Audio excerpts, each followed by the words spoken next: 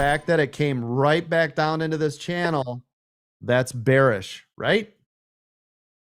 It should not have come right back down in this channel, but you all made money off of those puts and or shorts. Yes?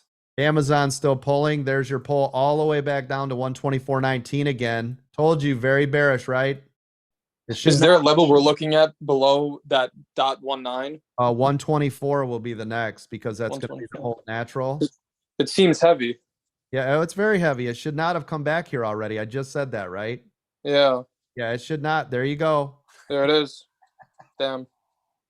I told you 124.53. That's your short. There it is. Went all the way back down, broke below 124.19. And look at the bounce again off of Amazon. Scalpers, make your money every single time. Every single time it does this. Right here's your put. Right here's your stop. Right? Always have your stop. So if you're in a put, by the way, so let's say you bought a put here, right? This is your stop.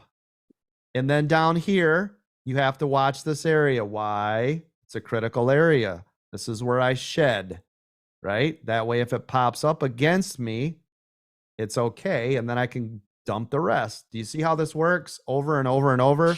If you